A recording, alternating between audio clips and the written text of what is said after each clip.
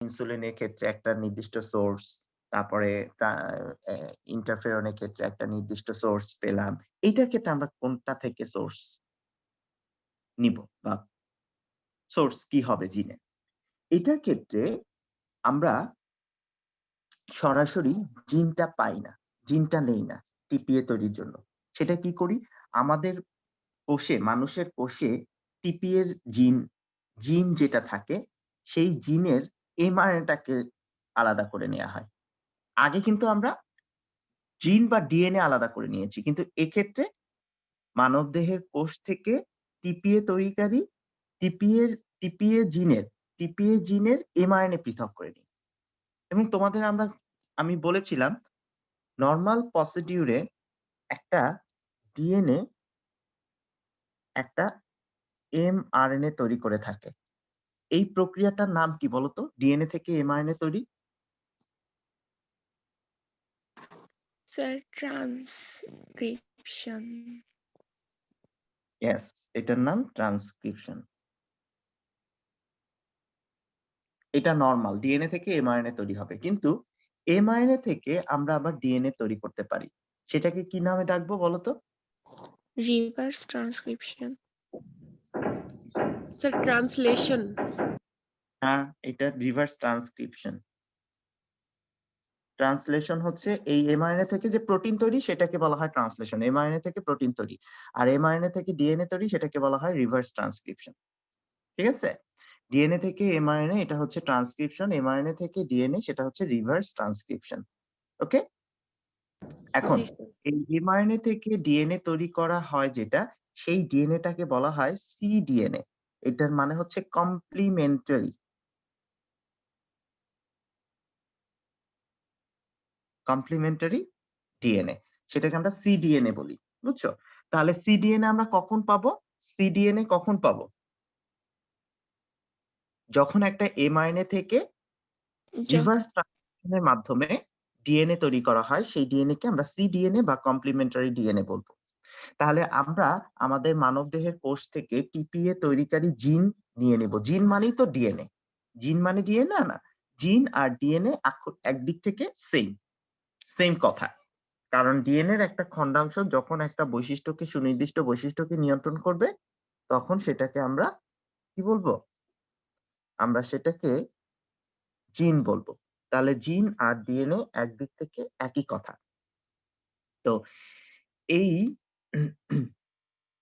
এই যে আমরা তোমার হচ্ছে আ জিনটা নিলাম, সেই জিনটা তোমার হচ্ছে আ তোমার জিন সেই জিন থেকে সেই জিনটা তো আমরা সরাসরি নিতে পারিনি। সেই জিনের এমআরএনএ টা আরকি নিলাম যেটা বলতে চাচ্ছিলাম। সেই এমআরএনএ থেকে আমরা কমপ্লিমেন্টারি একটা ডিএনএ পাবো।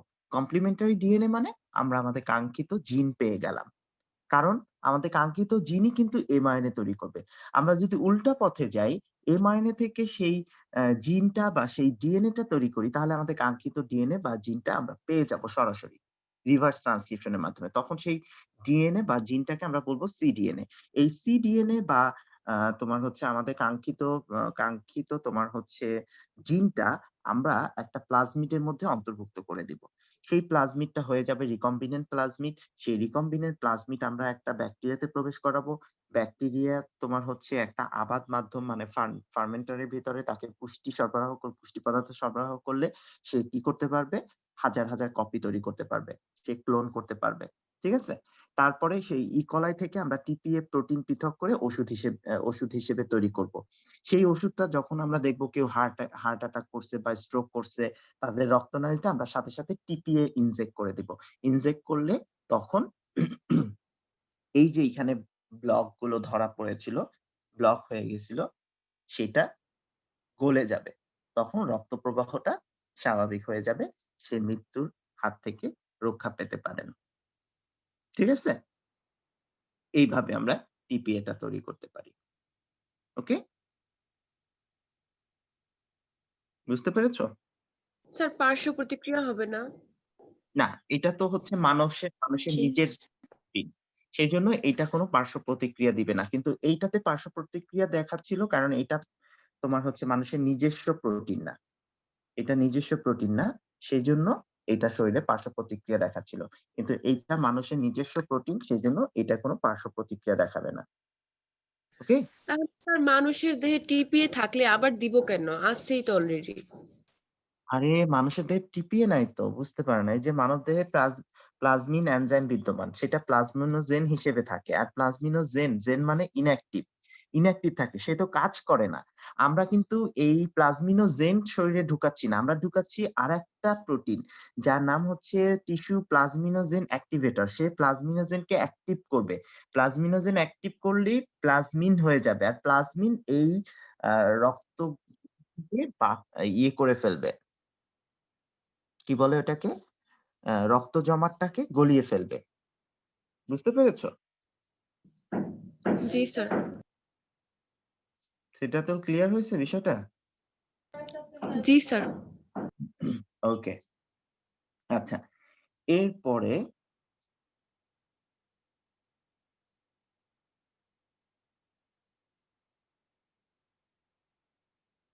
আচ্ছা, এরপরে আরেকটা বিষয় আছে, সেটা হচ্ছে ইপিও। ইপিওটা হচ্ছে ইরাইথ্রো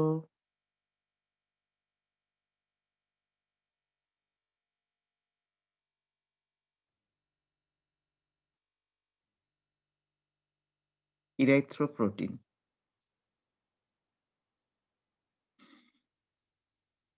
ইপিও। ঠিক আছে? আচ্ছা, এইটা কি জিনিস আমরা একটু এটা সম্পর্কে একটু জেনে নিই।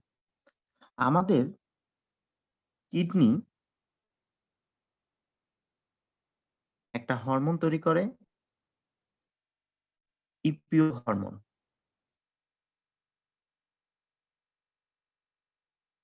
ঠিক আছে? এই ইপিও হরমোন আমাদের রক্তের মাধ্যমে বোন ম্যারোতে যায়।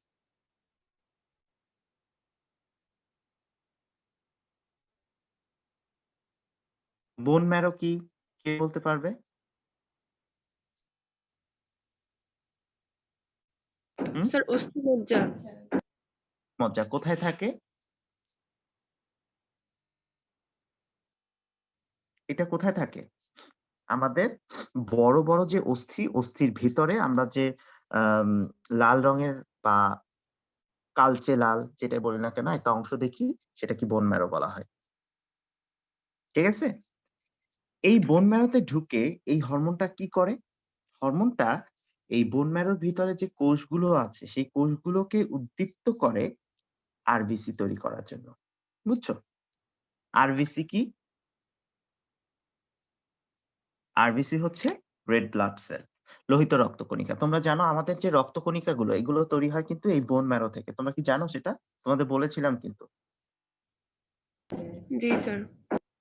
বোন ম্যারো থেকে আমাদের রক্তকণিকাগুলো উৎপন্ন হয় এবং কিভাবে হয় সেটার একটা প্রক্রিয়া। কিডনি থেকে একটা হরমোন তৈরি হয়, ইপিও, ইরাইথ্রোপ্রোটিন। এই হরমোনটা রক্তের মাধ্যমে বোন ম্যারোতে প্রবেশ করে। বোন ম্যারো কোষগুলো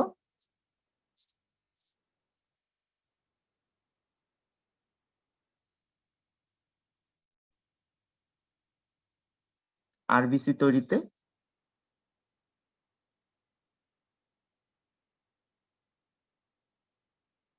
উদ্দীপ্ত হয়। ঠিক আছে? কিন্তু যারা কিনা কিডনি বিকল হয়ে যায়, তখন তাদের নিয়মিত ডায়ালাইসিস করতে হয়। তোমাদের ডায়ালাইসিস পড়াইছিলাম, মনে আছে? ২ ধরনের। কি, কি? হিমোডায়ালাইসিস আর পেরিটোনিয়াল ডায়ালাইসিস। তাহলে এই ডায়ালাইসিস করার সময় অনেক প্রয়োজনীয় উপাদান, হরমোন এগুলো শরীর থেকে বের হয়ে যায়। কারণ পুরো রক্তটাকেই তো আমরা বাইরে বের করে নিয়ে এসে ছেঁকে আবার শরীরের মধ্যে দিয়ে দেই। এই ছাকার সময় কিছু প্রয়োজনীয় উপাদান শরীর থেকে বাইরে চলে আসে। তার মধ্যে এই ইপিও হরমোন একটা। এই হরমোনটা শরীর থেকে বাইরে চলে যায় এই ডায়ালাইসিস এর সময়। তাতে কি হয়?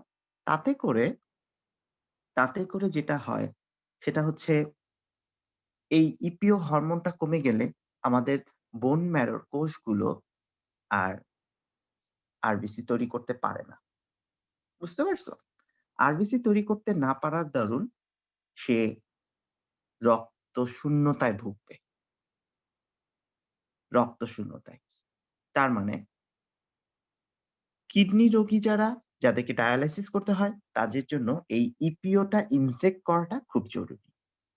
এখন এই হরমোনটা আমরা কিভাবে ইনজেক্ট করব? সেজন্য আমরা কি করি? আমরা জেনেটিক ইঞ্জিনিয়ারিং এর মাধ্যমে এই ইপিওটা তৈরি করি।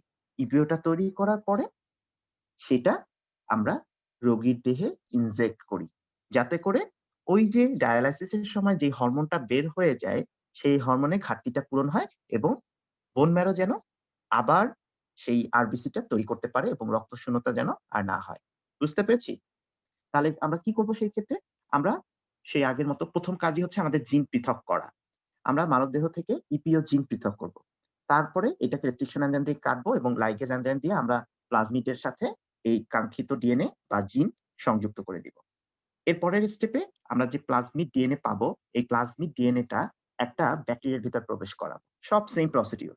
তারপরে সেই রিকম্বিনেন্ট ডিএনএ সহ ইকোলাই ব্যাকটেরিয়া একটা আবাদ মাধ্যমে আমরা আবাদ করব। আবাদ মাধ্যমে যখন আমরা এই রিকম্বিনেন্ট ব্যাকটেরিয়াকে রাখবো, তখন ব্যাকটেরিয়াটা তোমার হচ্ছে সংখ্যা বৃদ্ধি করতে থাকে। সংখ্যা বৃদ্ধি করা মানে আমাদের কাঙ্ক্ষিত ডিএনএর সংখ্যা বৃদ্ধি করা। এরপরে হাজার কপি যখন তৈরি হয়ে যাবে, তখন ওই ইকলাই নিজেই এবার ইপিও তৈরি করতে পারবে। এবং তোমাদের আমরা যেমন বলেছিলাম যে ইনসুলিন কিভাবে কালেক্ট করতে হয়, ঠিক সেইম প্রসিডিউর এ এই ব্যাকটেরিয়া সেলগুলোকে ডেস্ট্রয় করে ভেঙে ফেলে আমরা ইপিও পাবো। এই ইপিওটা এই ইপিওটাকে আমরা বিশুদ্ধ করে তারপরে তোমার শরীরে ডায়ালাইসিস করতে হয় যেইসব রোগীর, সেসব রোগীর শরীরে আমরা ইনজেক্ট করে দিতে পারি। এভাবে আমরা এই ইপিওটা একজন রোগীর দেহে প্রবেশ করিয়ে আমরা আ আরবিসি তৈরির যে সাধারণ মাত্রা বা রেট সেটাকে বজায় রাখতে পারি। যার ফলে রোগী তোমার হচ্ছে এই রক্তশূন্যতায় ভুগবেন না। ওকে? তাছাড়া আমরা জিন থেরাপিতে আ জেনেটিক ইঞ্জিনিয়ারিং কে কাজে লাগাতে পারি। তারপরে হেপাটাইটিস বি ভাইরাসকে আম এ তোমার হচ্ছে প্রতিহত করার কাজেও আমরা জেনেটিক ইঞ্জিনিয়ারিং কে এখন কাজে লাগাচ্ছি। তারপরে ভুট্টাতে ওরাল ভ্যাকসিন উৎপাদন করা হচ্ছে। ঠিক আছে? তারপর মলিকুলার ফার্মিং সেটা কি? ট্রান্সজেনিক প্রাণী উদ্ভাবনের মাধ্যমে তাদেরকে বায়ো রিঅ্যাক্টর হিসেবে ব্যবহার করা হচ্ছে। এ ধরনের প্রাণী থেকে প্রাপ্ত দুধ, মুখ, রক্ত ও মলমূত্র থেকে প্রয়োজনীয় ওষুধ আহরণ করা হচ্ছে। তোমাদের যেমন বলেছিলাম যে আ ইনসুলিন তো আগে ব্যাকটেরিয়া থেকে উৎপন্ন করা হতো। এখন কুসুম ফুল নামক একটা ফুল। এই ফুলের মধ্যে ইনসুলিন উৎপাদনকারী জিনটাকে ঢুকিয়ে দেওয়া হয়েছে। এখন এই কুসুম ফুল যে বীজ তৈরি করবে, সেই বীজ খেলে বা বীজের মধ্যে যে তেল আছে, সেই তেলটা খেলে এখন আমাদের আলাদা করে ইনজেক্ট করতে হবে না ইনসুলিন। ওটা দিয়ে হয়ে যাবে। ঠিক সেরকম ভাবে মলিকুলার ফার্মিং বিষয়টা হচ্ছে তুমি একটা ট্রান্সজেনিক প্রাণী তৈরি করলা। যেমন তোমাদের আমি ভেড়ার কথা বলছিলাম বা হ্যাঁ, ভেড়ার কথা বলি বা অন্য কোনো প্ল্যান্ট এর কথাও যদি বলি, অন্য কোনো অ্যানিমাল এর কথাও যদি বলি, যেই অ্যানিমাল গুলো ট্রান্সজেনিক অ্যানিমাল। ধরো বিটি বেগুন, সেটার কথা বলছিলাম যে বিটি বেগুনের মধ্যে একটা জিন আ ঢুকিয়ে দেওয়া হয়েছে। সেই জিনটা এখন বিষাক্ত প্রোটিন তৈরি করতেছে। সেই বিষাক্ত প্রোটিনের কারণে তোমার হচ্ছে ইনসেক্ট নিজেই মারা যাচ্ছে। আবার তুমি সুপার রাইস এর কথা চিন্তা করতে পারো। সুপার রাইস এর মধ্যে আমরা এমন একটা জিন প্রবেশ করিয়ে দিলাম, যেই জিনটা নিজেই এখন ভিটামিন এ তৈরি করতে পারে, তোমার আয়রন তৈরি করতে পারে, যেটা খেলে আমাদের আয়রন, জিংক এবং আ ভিটামিন এর ঘাটতি পূরণ হয়ে যাবে। ঠিক সেরকম ভাবে আমরা যদি একটা অ্যানিমাল তৈরি করি, যার দুধ, যার মল বা যার মাংস থেকে আমরা আমরা কোনো প্রয়োজনীয় ওষুধ পাবো। তখন সেই অ্যানিমাল গুলোকে বলা হবে বায়োরিঅ্যাক্টর। তো এইরকম আমরা আম এই পদ্ধতিও জেনারেট করছি। এই পদ্ধতিটাকে বলা হয় মলিকুলার ফার্মিং। ঠিক আছে? তারপর বায়ো ফার্মিং এটা কি? যখন ফার্মাসিউটিক্যাল দ্রব্য বড় মাত্রায় উৎপাদন করা হয়, তখন তাকে বলা হয় বায়ো ফার্মিং। ঠিক আছে?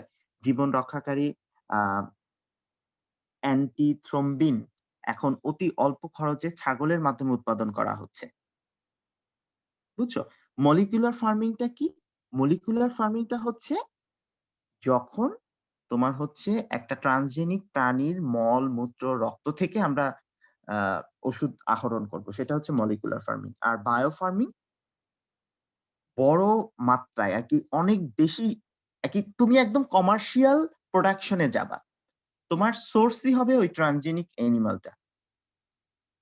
তখন সেটাকে আমরা বায়ো ফার্মিং বলব। ঠিক আছে? তারপর জিওমা ছাগলের দুধ থেকে শক্তিশালী স্পাইডার সিল্ক উৎপাদন করা হচ্ছে।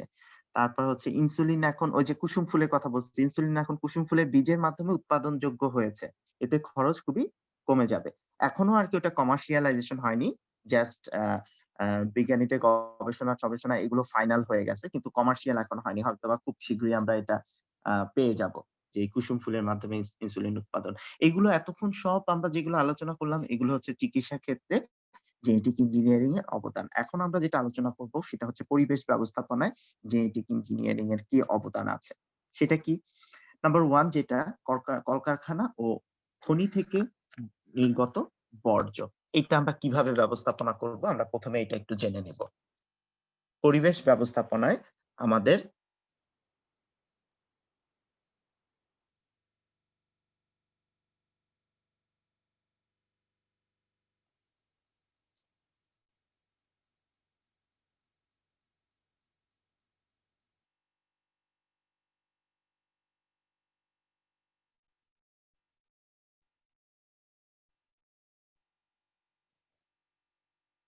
আচ্ছা, কলকারখানা এবং খনি থেকে আমাদের যে বর্জ্যগুলো বের হয়, সেই বর্জ্যগুলোকে কিভাবে আমরা মিনিমাইজ করতে পারি, আমরা সেটা নিয়ে একটু কথা বলব। ঠিক আছে? তো আমাদের বিভিন্ন ধরনের আ শিল্প, কলকারখানা বিভিন্ন দেশের উন্নয়নের জন্য হলেও তৈরি হয়। তাই না? বিভিন্ন প্রয়োজনে এই কলকারখানাগুলো তৈরি হয়। কিন্তু এই কলকারখানাগুলো থেকে যে বর্জ্যগুলো তৈরি হয় সেগুলো আবার তোমার পরিবেশের জন্য খুবই মারাত্মক ঝুঁকি নিয়ে আসে। তো এই কলকারখানার যে বর্জ্যগুলো, এই বর্জ্যগুলোকে আমরা যদি আ সঠিকভাবে ব্যবস্থাপনা করতে পারি, তাহলে কিন্তু আমাদের পরিবেশটা নির্মল থাকবে এবং আমাদের স্বাস্থ্য ঝুঁকি কমবে। আর একই সাথে আমরা এই বর্জ্যগুলোকে ব্যবহার করে নতুন একটা প্রোডাক্ট তৈরি করতে পারলে, সেটার ক্ষেত্রে আমাদের আমাদের আরকি ব্যবসা-বাণিজ্যের দিক থেকেও আমরা লাভবান হব। তাই না? তো সেই চিন্তাভাবনা থেকে জাপান, তাইওয়ান, ভারত এইগুলো পেট্রোলিয়াম কারখানা থেকে যেই বর্জ্যগুলো বের হয় সেখানে তারা একটা ব্যাকটেরিয়া জন্মানোর ব্যবস্থা করতেছেন। সিঙ্গেল সেল প্রোটিন বলা হয়। ঠিক আছে? Single cell protein. Single cell protein কেন নাম দেয়া হয়েছে? ব্যাকটেরিয়া একটা সিঙ্গেল সেল। এই ব্যাকটেরিয়া গুলো ওই বর্জ্যর মধ্যে কলকারখানা থেকে যেই তেল জাতীয় বা পেট্রোলিয়াম জাতীয় যে কলকারখানা সেইগুলো থেকে যে বর্জ্যটা বের হয় সেই বর্জ্যটার মধ্যে তারা এক ধরনের এককোষী ব্যাকটেরিয়া জন্মানোর ব্যবস্থা করেন। ব্যাকটেরিয়া গুলো কি করে? ওই তেল চর্বিকে ভেঙে মানে ব্যাকটেরিয়া ওই তেল চর্বি থেকে পুষ্টি নেয়। পুষ্টি নিয়ে তাদের সংখ্যা বাড়ায়। আর ওই ব্যাকটেরিয়ার মধ্যে থাকে প্রোটিন থাকে। এই প্রোটিন গুলোকে আমরা চাইলে খাদ্য হিসেবে নিতে পারি। কি হলো বিষয়টা কি তোমরা বুঝতে পারছো? হুম? কি বলছি?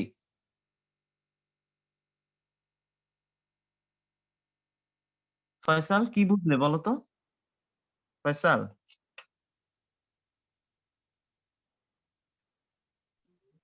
জি, আসসালামু আলাইকুম স্যার। ওয়ালাইকুম আসসালাম। বলো কি বুঝলে তুমি? স্যার চীন এবং ভারতে যে কলকারখানা থেকে যেসব ময়লা বের হয় তারা সেখানে এক ধরনের সিঙ্গেল সিঙ্গেল সেল প্রোটিন নামক এক ধরনের ব্যাকটেরিয়া যুক্ত করে দেয় প্রতিটি বর্জ্যের সাথে। সেই ব্যাকটেরিয়াটি যে মানে পেট্রোলিয়াম শিল্প কারখানা থেকে যে নির্গত যে বর্জ্য বের হয় সেখান থেকে তারা খাদ্য গ্রহণ করে এবং হুম। নিজেরা বড় হয়। বড় হয় না, ফলে সংখ্যা বৃদ্ধি। সংখ্যা বৃদ্ধি করে এবং সেটা আমরা প্রোটিন হিসেবে খেতে পারি। হ্যাঁ, কারণ ওই ব্যাকটেরিয়ার কোষগুলোর ভিতরে প্রোটিন থাকে। এই প্রোটিনটা আমরা সরাসরি আমরা মানুষের খাদ্য হিসেবে বা পশু খাদ্য হিসেবে ব্যবহার করা যেতে পারে। তাহলে কি হলো? আমাদের একদিক থেকে একটা প্রোটিনের সোর্স হলো প্লাস আমাদের কলকারখানার যে বর্জ্যগুলো সেগুলোও কিন্তু ব্যবস্থাপনা হয়ে গেল। আমাদের পরিবেশটা তোমার হচ্ছে ক্ষতির হাত থেকে বেঁচে গেল। ওকে? বোঝা গেছে? বুঝতে পারছো? জি স্যার। এরপরে আবার তোমার হচ্ছে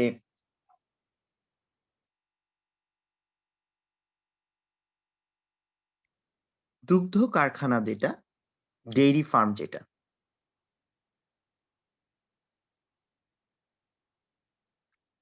এই ডেইরি কারখানা বা দুগ্ধ কারখানা, এখান থেকে যেই তোমার হচ্ছে বর্জ্যগুলো বের হয়, ঠিক আছে?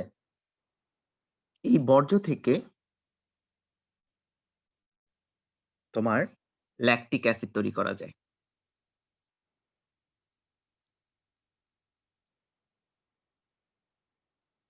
কিভাবে?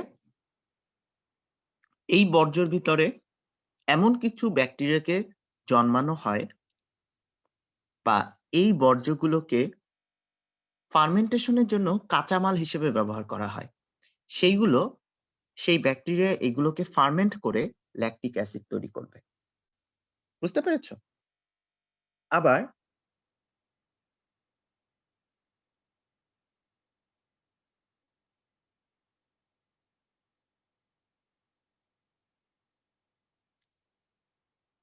কাগজ শিল্প কারখানা,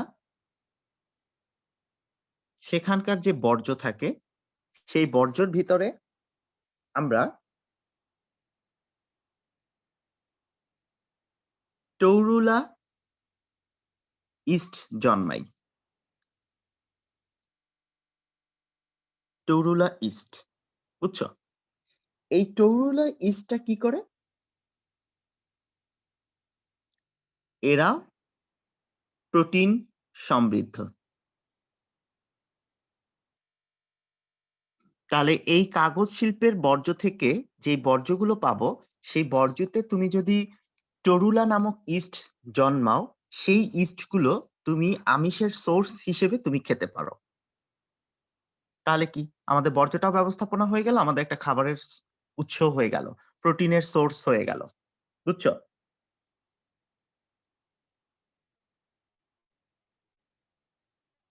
তারপরে আমরা যে এই যে এমনিতে যেটা ইস্ট ইস্ট খাই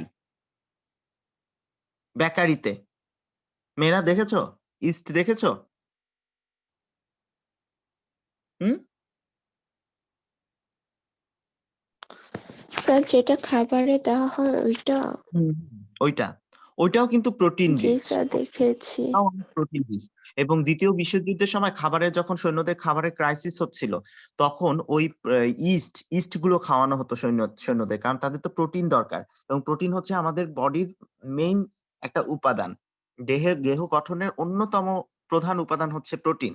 সেজন্য তাদেরকে ওই ইস্ট খাওয়ানো হতো সেই দ্বিতীয় বিশ্বযুদ্ধের সময়, কারণ ওটার মধ্যে প্রচুর প্রোটিন থাকে। তাহলে এই শিল্প কলকারখানার বর্জ্যের মধ্যে আমরা টরুলা ইস্ট, তারপরে ওই যে স্যাকারোমাইসিস সিরিভিজি বলা হয়, আমরা যেটা খাই ওটাকে বলা হয় স্যাকারোমাইসিস সিরিভিজি। এগুলোকে জন্মানো হয়। জন্মানো হলে কি হয়, তারা এই বর্জ্য থেকে পুষ্টি নিয়ে তারা সংখ্যা বৃদ্ধি করতে থাকবে। সংখ্যা বৃদ্ধি করলে তাদের মধ্যে যে প্রোটিন থাকে, সেই প্রোটিনটা আমাদের জন্য একটা প্রোটিন সোর্স হিসেবে কাজ করে, আমরা সেইগুলোকে খেতে পারি। ঠিক আছে? ওকে, আচ্ছা। তারপরে তোমার হচ্ছে পাট, বস্ত্র, চিনি শিল্পের সেলুলোজ জাতীয় বর্জ্য, এটা বিভিন্ন ব্যাকটেরিয়া এবং ছত্রাকের উপকারী সরল দ্রব্যে রূপান্তর করা যায়। ওকে? তাহলে একদিকে যেমন আমরা পরিবেশ দূষণ মুক্ত হব, অপরদিকে আমরা প্রয়োজনীয় লাভজনক দ্রব্য পাবো। যেমন আমরা বিভিন্ন জৈব অ্যাসিড তৈরি করতে পারি, acetic acid, citric acid, lactic acid, tartaric acid. আমাদের কিন্তু এইগুলোরও ইন্ডাস্ট্রি আছে জৈব অ্যাসিড তৈরি করার। এই ইন্ডাস্ট্রির জন্য আমাদের কাঁচামাল দরকার। এখন এই কাঁচামালটা যদি আমি কোনো ফেলনা জিনিস থেকে পাই, তাহলে কিন্তু আমাদের উৎপাদন খরচ কমে যাবে। আমি কি বিষয়টা বুঝাইতে পারছি? ধরো আমার একটা কাঁচামাল দরকার, এই কাঁচামালটা আমি কিনে এনে তারপরে আমি আমার ইন্ডাস্ট্রিতে কাজে লাগাতাম, তাহলে আমার উৎপাদন খরচ বেড়ে গেল। উৎপাদন খরচ বেড়ে যাওয়া মানে কি, আমাকে তো লাভ করতে হবে। তখন আমি যখন এটা বাজারজাত করব, তখন তো আমাকে বেশি দামে বাজারজাত করতে হবে। কিন্তু আমি যদি এই সোর্সটা, এই কাঁচামালটা ফ্রি পেয়ে যাই, তাহলে আমাদের উৎপাদন খরচটা কমে গেল। আমি তখন বাজারজাত করতে পারবো কম খরচে। প্লাস জনগণেরও টাকা কম খরচ হবে, আমার লাভও বেশি হবে। বোঝা গেছে বিষয়টা বাচ্চারা? জি স্যার, বোঝা গেছে। কিভাবে আমরা পরিবেশ ব্যবস্থাপনায় জেনেটিক ইঞ্জিনিয়ারিং বা বায়োটেকনোলজিকে কাজে লাগাতে পারি। অ্যাকচুয়ালি বায়োটেকনোলজি বলবো। তারপরে হচ্ছে সমুদ্রে নির্গত তেল পরিশোধন।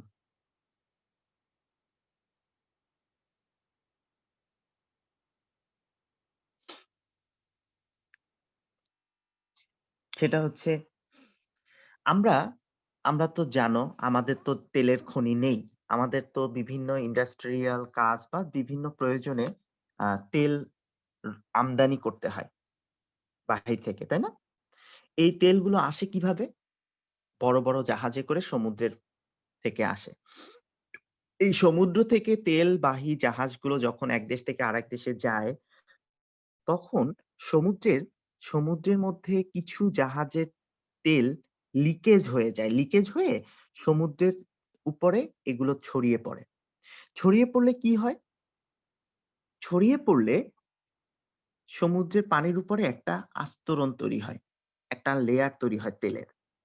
এই লেয়ারটা তৈরি হলে তোমার বায়ুর যে অক্সিজেন, সেই অক্সিজেন সমুদ্রের পানির সাথে মিশতে পারে না। মিশতে না পারলে কি হবে? সমুদ্রের পানিতে অক্সিজেনের ঘাটতি দেখা দিবে। বুঝতে পেরেছো? অক্সিজেনের ঘাটতি দেখা দিবে।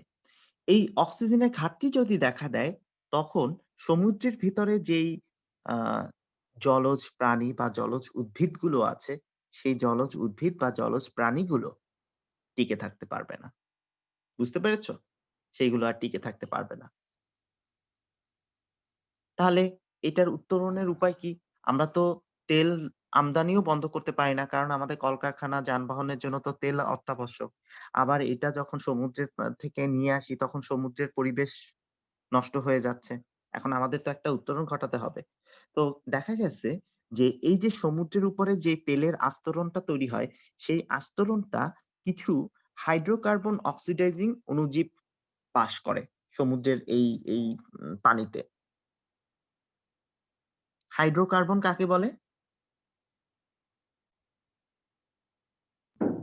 স্যার, হাইড্রোজেন এবং কার্বনের সমন্বয়ে যে যৌগ গঠিত হয়।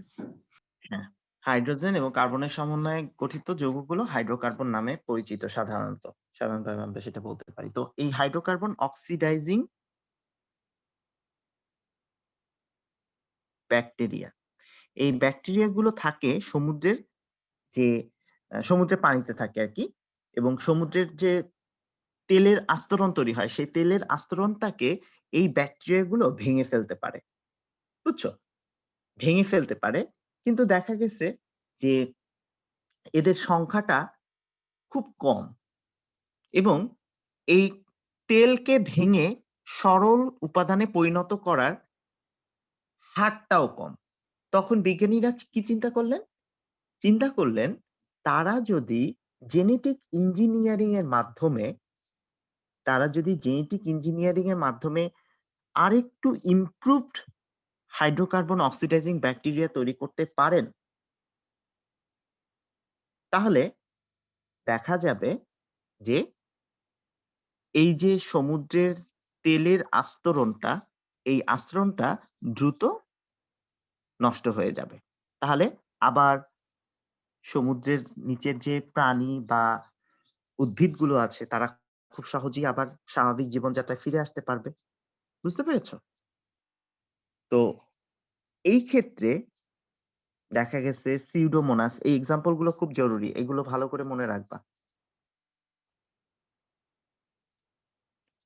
তারপরে নোকার্ডিয়া, তারপরে তোমার হচ্ছে মাইকোব্যাকটেরিয়াম, ব্যাকটেরিয়া এইগুলো তোমার হচ্ছে এই oxidising bacteria, hydrocarbon oxidising bacteria হিসেবে কাজ করে। বুঝছো? তারপরে এছাড়া কিছু ইস্ট, কিছু মোল্ড জাতীয় ছত্রাক এইগুলো হাইড্রোকার্বন অক্সিডাইজিং অণুজীব হিসেবে কাজ করে। এখন জেনেটিক ইঞ্জিনিয়ারিং এর মাধ্যমে সিডোমোনাসের নতুন প্রকরণ তৈরি করা হয়েছে। এটা নতুন একটা প্রকরণ তৈরি করা হয়েছে যা খুব দ্রুত তোমার হচ্ছে এখন এই সমুদ্রের তেলের আস্তরণটাকে ধ্বংস করে দিচ্ছে। ঠিক আছে? আচ্ছা। নেক্সট যেটা আমাদের আছে সেটা হচ্ছে পয়ঃবর্জ্য বা সিওয়েজ আত্তীকরণ।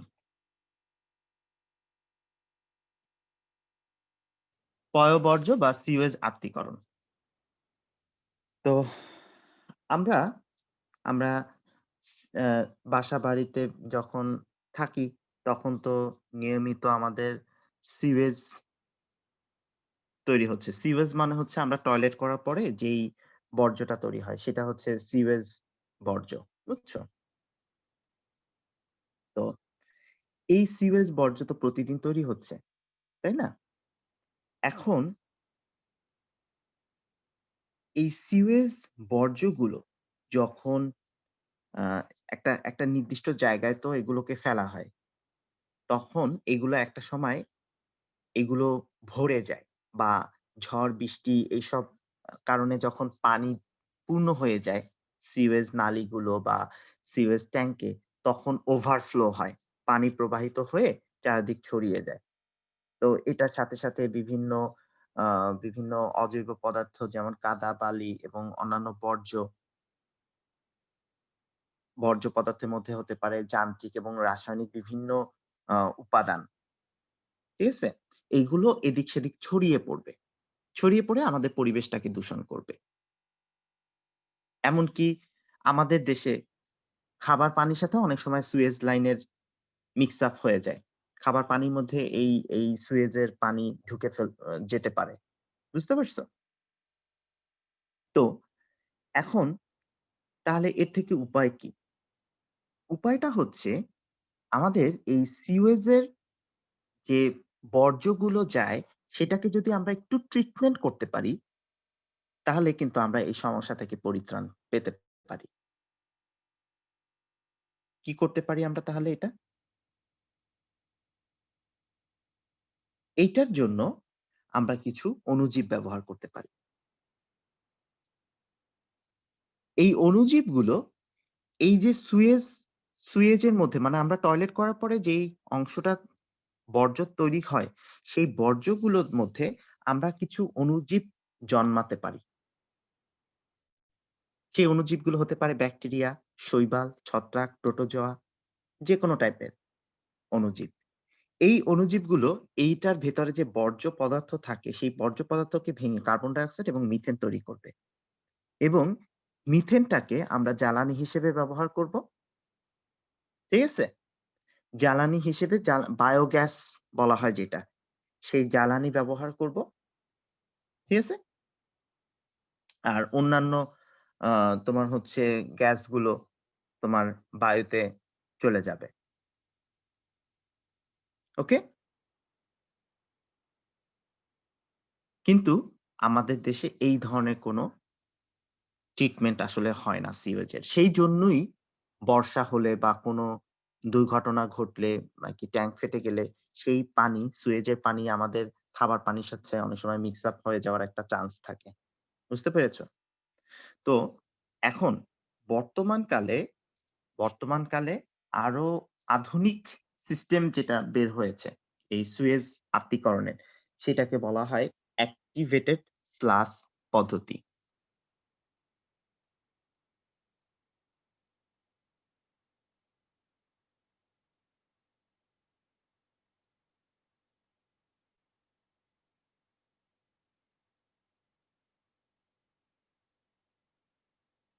ঠিক আছে?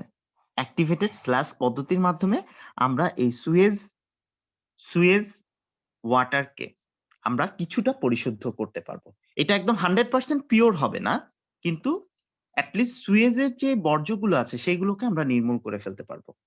এবং চাইলে আমরা একদম 100% পরিশুদ্ধও হয়তোবা সেই সিস্টেম ডেভেলপ করতে চাইলে সেটাও করা যেতে পারে। তো যাই হোক আমাদের উদ্দেশ্য হচ্ছে এই সুয়েজটাকে নিউট্রালাইজ করা। সুয়েজ ওয়াটারকে। তো এই আ অ্যাক্টিভেটেড স্লাশ পদ্ধতিতে তোমার ২ টা ট্যাংক থাকে। একটার নাম হচ্ছে এয়ারেশন ট্যাঙ্ক। আচ্ছা আমি ছবি এঁকে দেখাই।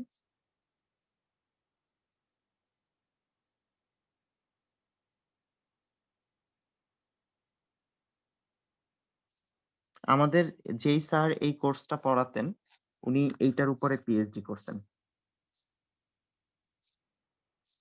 জাপান থেকে।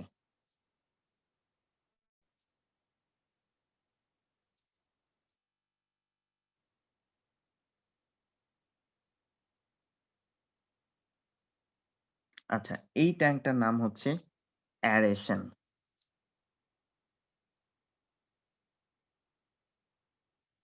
এটা হচ্ছে সেডিমেন্টেশন।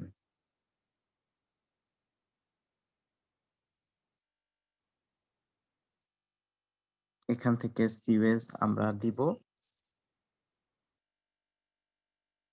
আর এটা হচ্ছে পরিশোধিত পানি।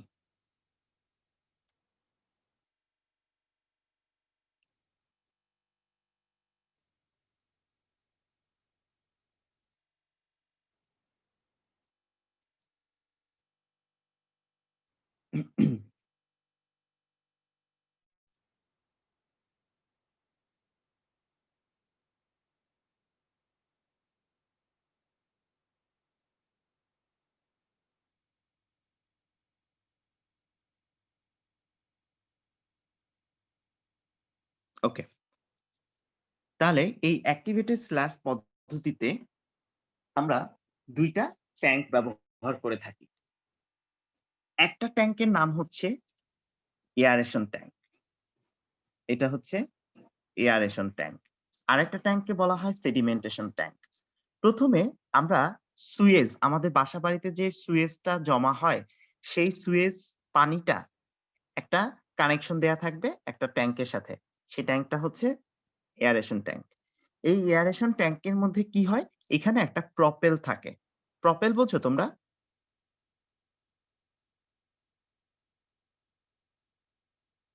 নাকি প্রপেল বলতে ওই যে দেখো না জাহাজে একটা চাকা থাকে, চাকা টাইপের যেটা ঘোরে, জাহাজ ট্রলার, এটাকে প্রপেল বলে। মানে ডিরেকশন যেটা দেয় প্রপেল, প্রপেলার বাংলা আমি ঠিক মনে করতে পারতেছি না। এটা প্রপেল থাকে, এটা ঘুরতে থাকে, বুঝছো?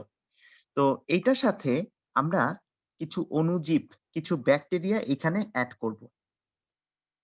সেই ব্যাকটেরিয়াটার মধ্যে অন্যতম ইম্পর্টেন্ট একটা ব্যাকটেরিয়া যার নাম হচ্ছে জুগ্লিয়া। জুগ্লিয়া র্যামিগেরা। আমার মনে আছে আমাদের পরীক্ষার সময় এই ব্যাকটেরিয়াটার নাম দিছিল ভার্সিটির পরীক্ষায়। যে স্যার পড়িয়েছিলেন উনি এই প্রশ্নটা দিয়েছিলেন যে অ্যাক্টিভেটেড স্ল্যাশ পদ্ধতিতে কোন ব্যাকটেরিয়া ব্যবহার করা হয়? জুগ্লিয়া র্যামিগেরা। বুঝছো? তোমাদের জন্য এটা গুরুত্বপূর্ণ। ওকে, তাহলে এই ব্যাকটেরিয়াটা আমরা এই এয়ারেশন ট্যাঙ্কে এই সুয়েজ ওয়াটারের সাথে এই ব্যাকটেরিয়াটাকে আমরা এড করব, মিক্স করব।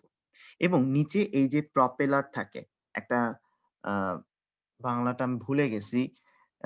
তোমার চাকার মতো এই পাখনা, পাখনা যেটা পাখা, সেই পাখা থাকে। বুঝছো? এই পাখাটা ঘুরতে থাকে। ফ্যানের মতো এরকম ঘুরতে থাকে। ঘুরতে থাকলে কি হয়? এই যে ব্যাকটেরিয়াটা, এই যে সুয়েজ ওয়াটার, সুয়েজে তো মল-টল এটা সেটা থাকে। সেই পানির সাথে মিক্স, এরকম ঘুরতে থাকে, মিক্স হতে থাকে। এবং এই জুগ্লিয়া র্যামিগেরা এইটা ওই সুয়েজের মধ্যে যে উপাদানগুলো থাকে সেগুলোকে ভেঙে কার্বন ডাই অক্সাইড এবং পানিতে পরিণত করে।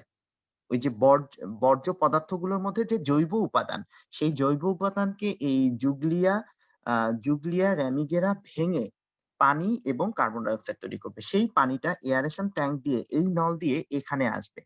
এখানে আসলে এটা হচ্ছে সেডিমেন্টেশন, মানে এটা স্থির রাখা হয়। এখানে অনবরত এটাকে নাড়াচাড়ার মাধ্যমে মিক্স আপ করা হয়। আর এখানে এটাকে স্থির রাখা হয়। স্থির রাখা হলে এখানে বর্জ্য উপাদানগুলো ভেঙে ভেঙে এগুলো তো বর্জ্য উপাদানটাকে ভেঙে ফেললো।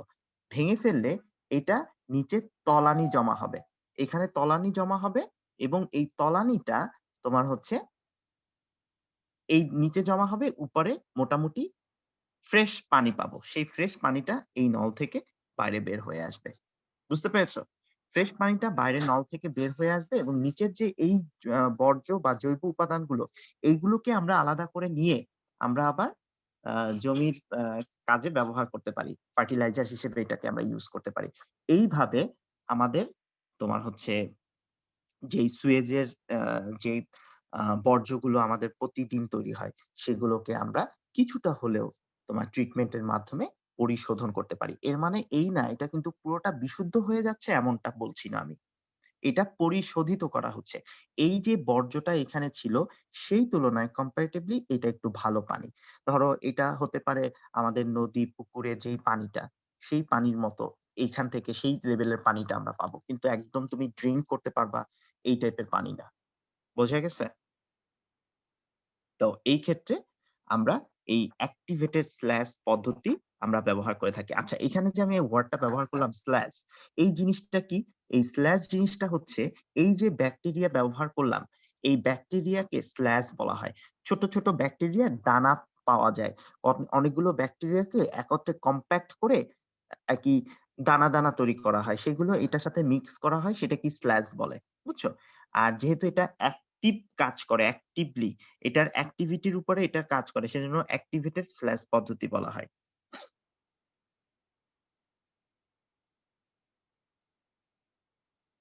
আচ্ছা, তারপরে হচ্ছে আরেকটা টার্ম তোমাদের যেটা, সেটা হচ্ছে জিনোম সিকোয়েন্সিং।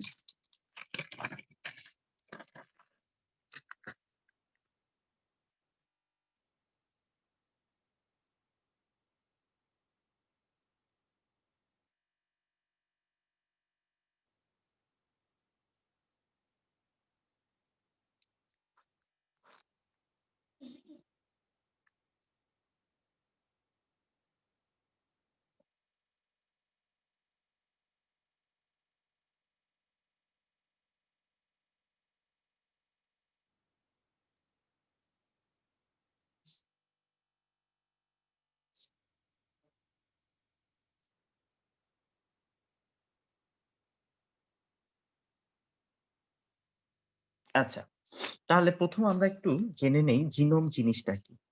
জিনোম সম্পর্কে তোমাদের কি ধারণা আছে?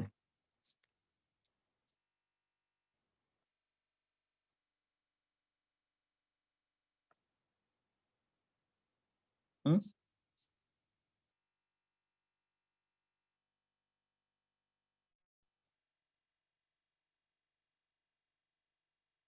বাচ্চারা? জিনোম সম্পর্কে তোমাদের কোনো ধারণা আছে? ফয়সাল?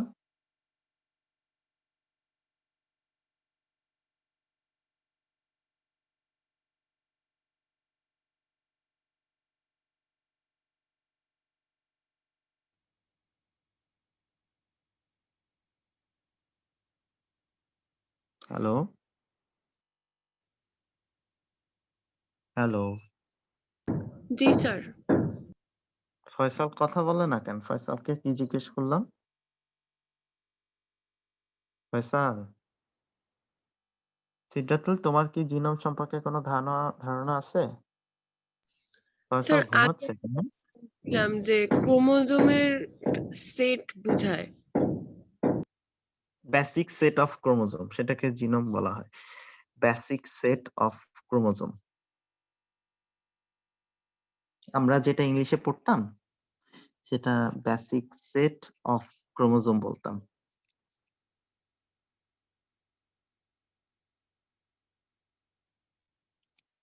ক্রোমোজোমের বেসিক সেট। ক্রোমোজোমের বেসিক সেটকে আমরা জিনোম বলি। বিষয়টা আমি একটু ক্লিয়ার করে দিচ্ছি। ফয়সাল কি ঘুমাচ্ছ? ফয়সাল? ফয়সাল মনে হয় ঘুমায় পড়ছে। কেমন হইছে? সেটা হচ্ছে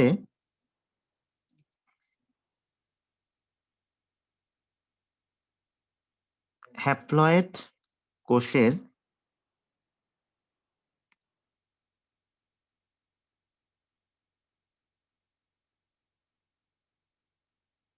না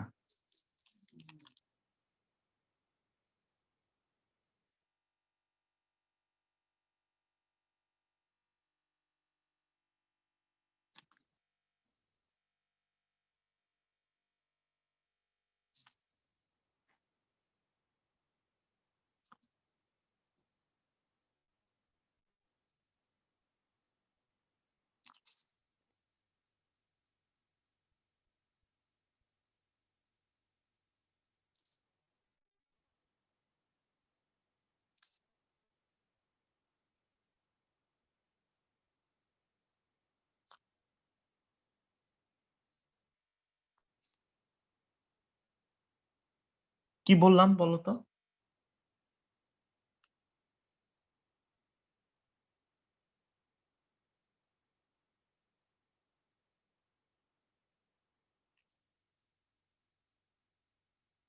কি বলেছি? স্যার হ্যাপ্লয়েড গ্যামেটিক কোষের ক্রোমোজোমে বিদ্যমান সকল জিনের সমষ্টিকে জিনোম বলে। এটার মানে কি? আমাদের একটা দেহকোষে আছে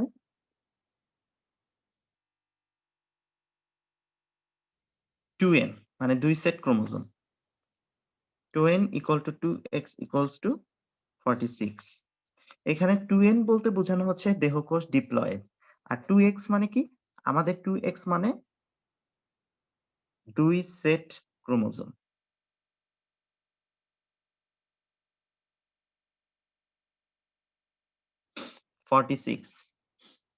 আর আমাদের গ্যামিটে কি হয়? n হ্যাপ্লয়েড সেট, একটা সেট থাকে, এক সেট ক্রোমোজোম, এই 23। এই যে গ্যামিটে এই 23 ক্রোমোজোম, 23 ক্রোমোজোমে যতগুলো জিন থাকে সবগুলোকে একত্রে জিনোম বলবো। ঠিক আছে? তাহলে হ্যাপ্লয়েড গ্যামেটিক কোষ, হ্যাপ্লয়েড গ্যামেটিক কোষ, কোষের ক্রোমোজোমে, হ্যাপ্লয়েড গ্যামেটিক কোষে আমাদের 23টা ক্রোমোজোম। সেই 23টা ক্রোমোজোমে বিদ্যমান সকল জিন, এই 23টা ক্রোমোজোমে যতগুলো জিন আছে সেই জিনের সমষ্টিকে আমরা জিনোম বলবো। তাহলে এক্স বলতে এখানে বেসিক সেট অফ ক্রোমোজোম। আমাদের ক্ষেত্রে 2n equal to 2x, কিন্তু অন্য উদ্ভিদের ক্ষেত্রে 2n equals to আরো বেশিও হতে পারে।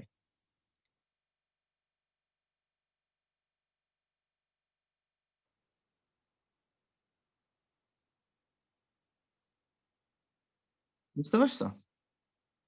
যেমন এইটা 2n equal to 6x equal to 42, এটা হচ্ছে গমের। গমের ক্ষেত্রে ওদের 6 সেট ক্রোমোজোম, আমাদের থাকে 2 সেট কিন্তু ওদের 6 সেট। সেজন্য এক্স মানে হচ্ছে বেসিক সেট অফ ক্রোমোজোমকে বোঝায়, জিনোম নাম্বার বোঝায় এক্স বলতে। বুঝছো? ওদের হ্যাপ্লয়েড এন যেটা 3x, এটা হয় তোমার 21, মানে ওদের x ইকুয়ালস টু হচ্ছে 7। ওদের ক্ষেত্রে 3 সেট ক্রোমোজোমের, 3 সেট ক্রোমোজোমের যেই 3 সেট ক্রোমোজোমে যতগুলো জিন থাকে সেই জিনের সমষ্টিকে জিনোম বলা হবে। তাহলে এক্স বলতে এখানে ক্রোমোজোম সেট বোঝানো হচ্ছে, কয় সেট ক্রোমোজোম থাকে। আমাদের ক্ষেত্রে 2 সেট, গমের ক্ষেত্রে 6 সেট। এই 6 সেট ক্রোমোজোমের মধ্যে 3 সেট তো কমন, 6 সেটের 3 মিলে হচ্ছে 6। তাহলে এই 3 সেট ক্রোমোজোমে, টোটাল 3 সেট ক্রোমোজোমে আমরা যতগুলো জিন পাবো তাদের সমষ্টিকে আমরা জিনোম বলবো। ওকে? তাহলে আমরা মোটামুটি জিনোমটা সম্পর্কে আইডিয়া নিলাম। এখন এই ডিএনএ এর, এই ডিএনএ এর এটি, জিসি, এই 4 ধরনের নিউক্লিওটাইড বেস পেয়ার থাকে। এই ডিএনএ এর অনুদৈর্ঘ্যে এটি, জিসি এগুলোর যে অনুক্রম, এই অনুক্রমটাকে আমরা বলে থাকি ডিএনএ সিকোয়েন্স। ডিএনএ অনুদৈর্ঘ্য বরাবর এই এটিজিসি, এই যে সিকোয়েন্সটা, এই সিকোয়েন্সকে আমরা বলে থাকি জিনোম সিকোয়েন্স। তাহলে আমরা কি বলবো? জিনোম সিকোয়েন্সটা কি? ডিএনএ অনুদৈর্ঘ্য বরাবর এটিজিসি বেসগুলোর বিন্যাসকে, বিন্যাসকে জিনোম সিকোয়েন্স বলে। ডিএনএ অণুর দৈর্ঘ্য বরাবর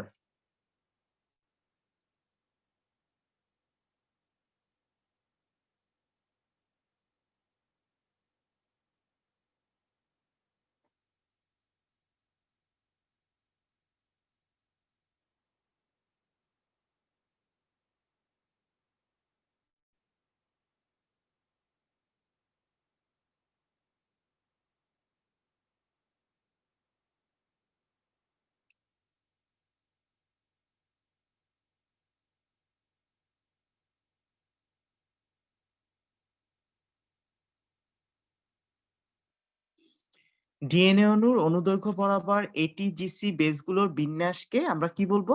ডিএনএ সিকোয়েন্স বলবো। ঠিক আছে? আমরা বুঝতে পেরেছি ডিএনএ সিকোয়েন্স? বুঝতে পেরেছি?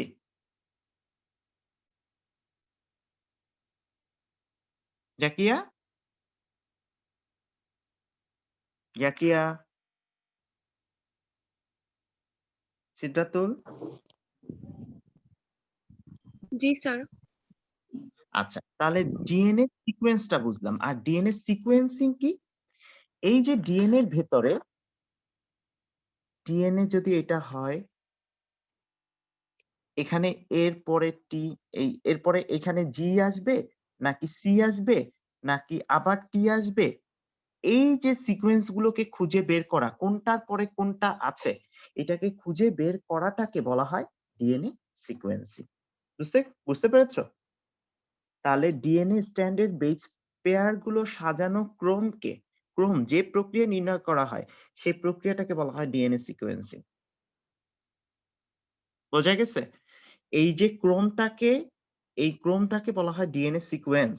আর এটাকে খুঁজে বের করার যে পদ্ধতি বা যে পদ্ধতিতে এটা উদ্ঘাটন করা হয়, যে প্রক্রিয়াটা উদ্ঘাটন করা হয়, সেটাকে বলা হয় ডিএনএ সিকোয়েন্সিং। আমরা এই ২ টা টার্ম ভালো করে শিখব, ডিএনএ সিকোয়েন্স এবং ডিএনএ সিকোয়েন্সিং। তো জিনোম সিকোয়েন্সিং এর প্রবর্তক হচ্ছেন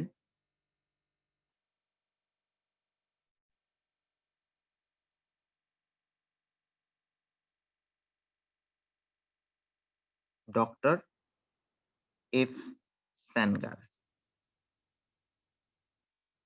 ঠিক আছে? তো ইনি এই কাজের জন্য নোবেল পুরস্কারও পেয়েছিলেন। ডক্টর এফ স্যাঙ্গার উনি এই ডিএনএ সিকোয়েন্সিংটা করেছিলেন।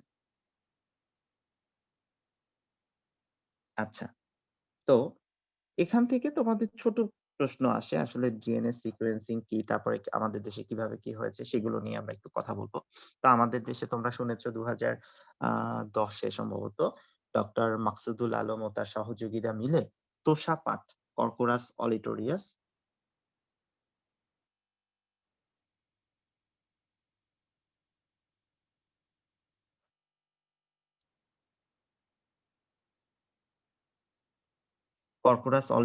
নামক পাটের জীবন রহস্য উন্মোচন করেছেন।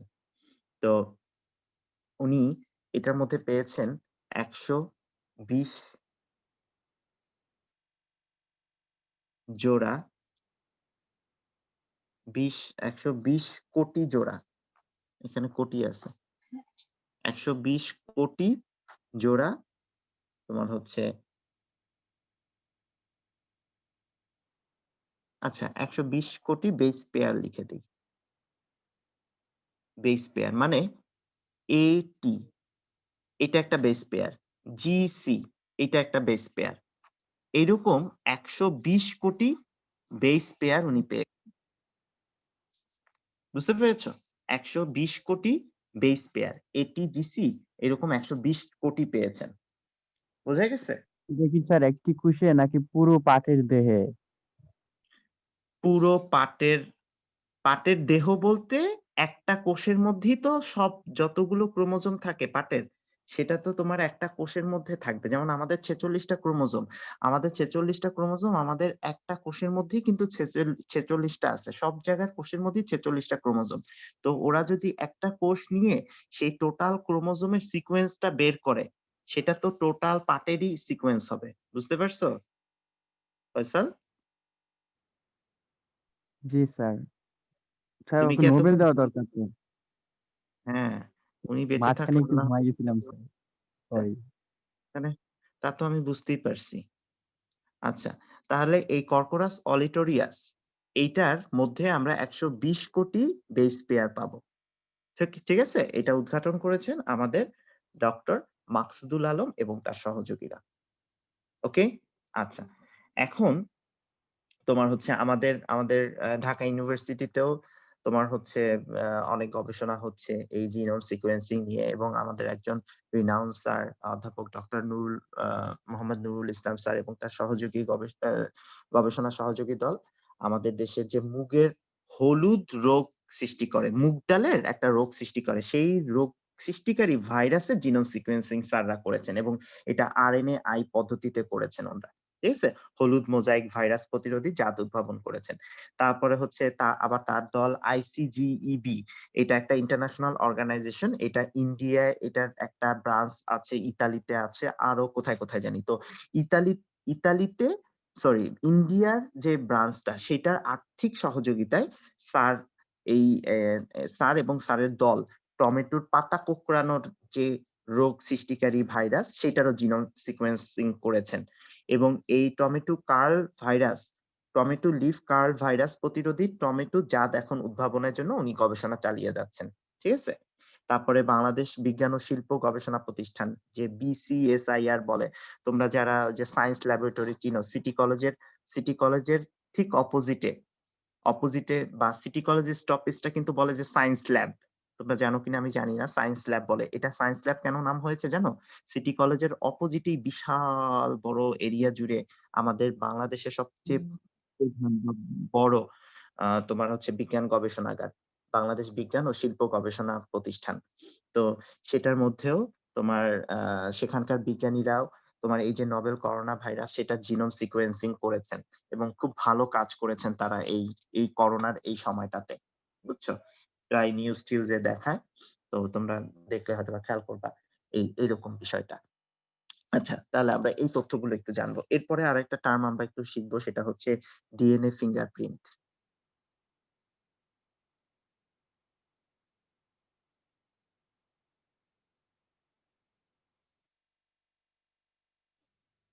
আচ্ছা, আমরা দেখো আগের দিনে কিন্তু যখন মানুষ সিগনেচার করতে পারতেন না, তখন কিন্তু ডিএনএ ফিঙ্গারপ্রিন্টটা খুব ইউজ হতো।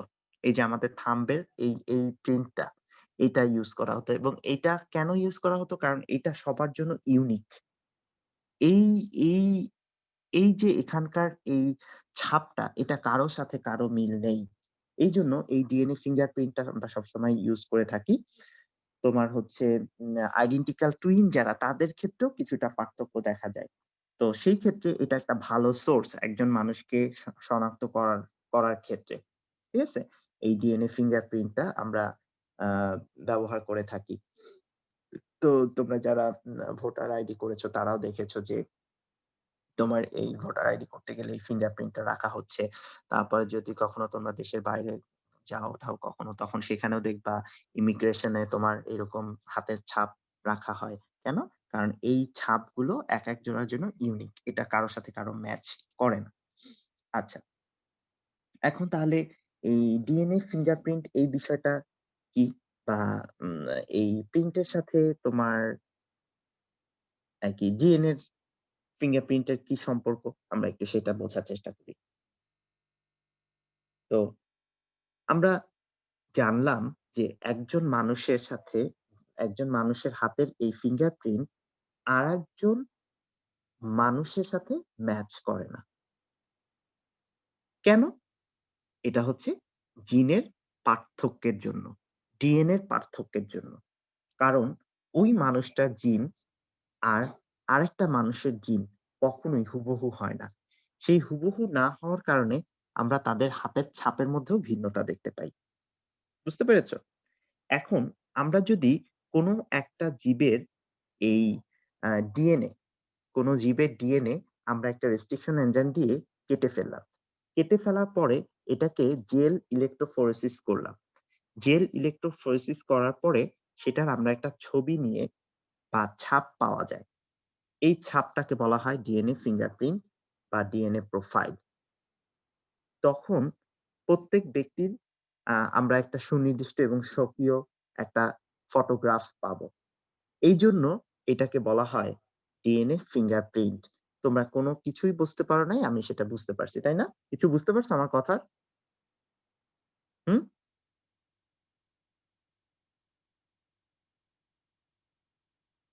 বাচ্চারা? স্যার আবার বলেন। আমার আমার ধরো ডিএনএ ফিঙ্গারপ্রিন্ট বের করতে হবে। আমার যেকোনো একটা কোষ নিলাম। কোষের ভেতর থেকে আমার ডিএনএ কে আলাদা করে নিলাম। আলাদা করার পরে এই ডিএনএ টাকে আমি একটা রেস্ট্রিকশন এনজাইম দিয়ে খন্ড করে ভেঙে ফেললাম। এটা কোনো তোমার নির্দিষ্ট খণ্ড হবে না। তুমি একটা এনজাইম ব্যবহার করবা, সে যেখানে, যেখানে খণ্ড করা করে দিবে। এটা র‍্যান্ডম হবে। স্পেসিফিক তুমি বলতে পারবা না। র‍্যান্ডমলি এরকম খণ্ডগুলো তৈরি হবে। Okay fine. খণ্ড তৈরি করার পরে তারপর তুমি জেল ইলেক্ট্রোফোরেসিস করবা। জেল ইলেক্ট্রোফোরেসিস কি? এরকম একটা বক্স থাকে। এই বক্সের ভিতরে একটা জেল বসিয়ে দেয়া হয়। এরকম একটা জেল বসায় দেয়া হয়। এই জেলে এইখানে ৪ টা বা ৫ টা এরকম গর্ত থাকে। গর্তের মধ্যে তুমি এইখানে একটু ডিএনএ, আমি যে ডিএনএ আমার বডি থেকে যে ডিএনএ নেয়া হলো, সেই ডিএনএ তুমি একটা সলিউশন তৈরি করে এই গর্তের মধ্যে বসায় দিবা। বসায় দেওয়ার পরে এই বক্সের সাথে ইলেকট্রিসিটির সংযোগ দেওয়ার একটা সোর্স থাকে। এটার সাথে তুমি ইলেকট্রিসিটি সংযোগ দিয়ে দিলা। ইলেকট্রিসিটি সংযোগ দিলে এক প্রান্ত, এই বক্সের এক প্রান্ত থাকে পজিটিভ আর এক প্রান্ত থাকে নেগেটিভ। পজিটিভ, নেগেটিভ এরকম প্রান্ত থাকে। আর ডিএনএ হচ্ছে নেগেটিভলি চার্জড। নেগেটিভলি চার্জ হয় যখন ইলেকট্রিসিটি পাস হয়, তখন ডিএনএ নেগেটিভ চার্জ হওয়ার কারণে সে আস্তে, আস্তে পজিটিভ প্রান্তের দিকে যেতে থাকে। বুঝছো? পজিটিভ প্রান্তের দিকে যেতে থাকবে ডিএনএ। তখন এই পজিটিভ প্রান্তের দিকে যাওয়ার সময় এই জেলের ভিতরে, এটা তো জেল, এই জিনিসটা জেল। জেলের ভিতরে ডিএনএ গুলো খন্ডে, খন্ডে, খন্ডে, খন্ডে বিন্যস্ত হয়ে যায়। যেইগুলো ভারী খন্ড সেইগুলো উপরে থাকবে সম্ভবত। দাঁড়াও আমি এটা একটু কনফার্ম হয়ে নেই।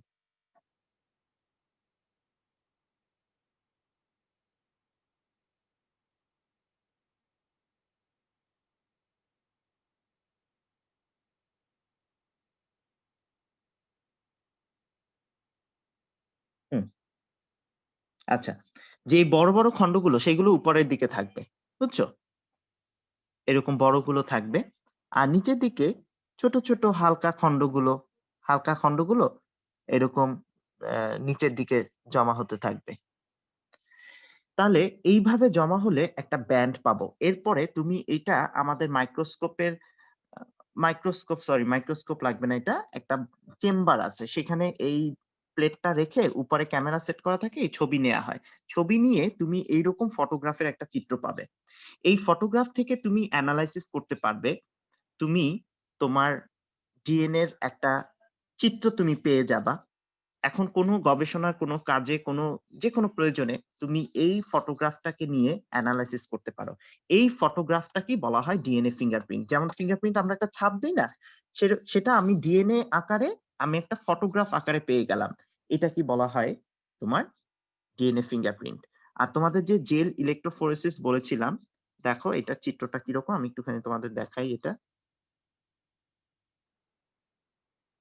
তোমরা কি স্ক্রিনশট দেখতে পাচ্ছ? স্ক্রিন শেয়ারিং দেখতে পাচ্ছ তোমরা? না স্যার। কোনো স্ক্রিন শেয়ারিং আসতেছে না? আচ্ছা দাঁড়াও।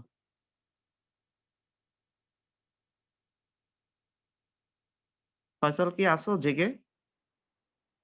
ফয়সাল? জি স্যার, কালকে একটু বেশি রাত জাগা হয়ে গেছিল। কেন?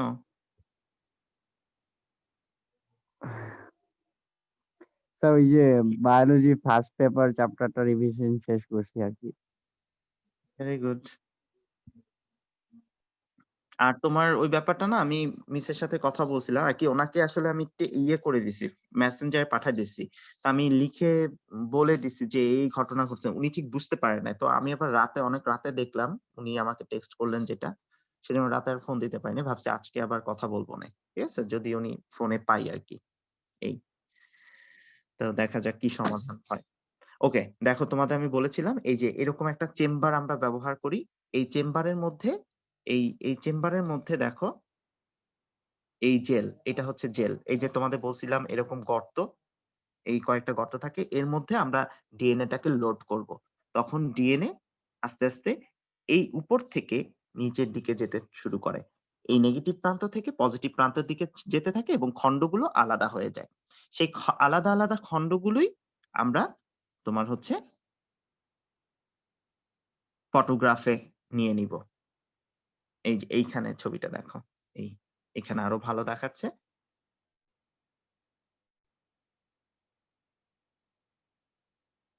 এই যে দেখো, দেখছো খন্ডগুলো আলাদা হয়ে গেছে। এই হচ্ছে ডিএনএ খন্ড। এইটার যে ফটোগ্রাফ, এটা কি বলা হয়? DNA fingerprint. প্রথমে বড় বড় খণ্ডগুলো থাকবে, নিচের দিকে ছোট খণ্ডগুলো থাকবে। এই খণ্ডগুলোর যে ছবিটা আমরা নিব, এই ছবিটাই হচ্ছে তোমার ডিএনএ ফিঙ্গারপ্রিন্টের ছবি। বোঝা গেছে? ফয়সাল, ক্লিয়ার? জি স্যার। সিদ্ধাতুল? জি স্যার। আচ্ছা, এবার আসো।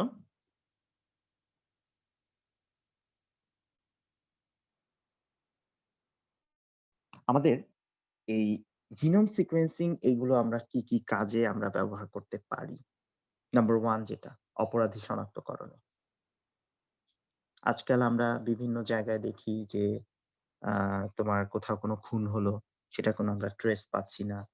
কোনো একটা occurrence ঘটলো, সেটা ট্রেস করতে পারছি না। সেই ক্ষেত্রে এই আবার আবার দেখা যায় কোনো একটা দুর্ঘটনা ঘটলো, যেমন রানা প্লাজার কথাই যদি তুমি ধরো। সেখানে এত একটা ম্যাসাকার হয়ে গেছে, সেখানে আমরা আইডেন্টিফাই করতে পারছি না কে কার স্বজন। তাই না? সেই ক্ষেত্রে আমরা ওই যেই জায়গাটায় এই ঘটনা ঘটে, সেই জায়গা থেকে আমরা যদি কোনো একটা স্যাম্পল কালেক্ট করি, স্যাম্পল কালেক্ট করে তার ডিএনএ সিকোয়েন্সিং করলাম। বুঝতে পারছো? ডিএনএ সিকোয়েন্সিং করলাম।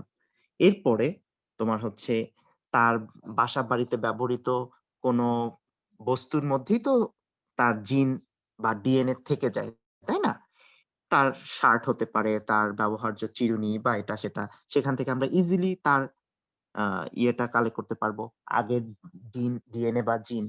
সেই ডিএনএ বা জিনের সিকোয়েন্স করলাম। ২ টা সিকোয়েন্স যদি মিলে যায়, তখনই আমরা বুঝতে পারবো যে হ্যাঁ, ওই ব্যক্তিটাই অমুকে। এভাবে আমরা কিন্তু অপরাধী শনাক্তকরণ করতে পারি। পিতৃত্ব নির্ধারণ। অনেকে দেখা যায় যে বিয়ে-শাদী করার পরে তারপরে হচ্ছে আ স্ত্রী-টেস্ত্রী ফেলে যায়। বাচ্চা-কাচ্চা ফেলে যায়। তখন আ একটা সমাজে ইয়ে চলে আসে যে কে ওর বাবা বা কি, এটা নিয়ে একটা জটিলতার সৃষ্টি হয়। সেক্ষেত্রেও আমরা কিন্তু সন্তানের পিতৃত্ব নির্ধারণেও এই ডিএনএ সিকোয়েন্সিং ডিএনএ সিকোয়েন্সিং বা জিনোম সিকোয়েন্সিং যেটা, সেটাকে ব্যবহার করতে পারি। তারপর স্বজন নির্ধারণ। অলরেডি আমি বলেছি রানা প্লাজার কথা।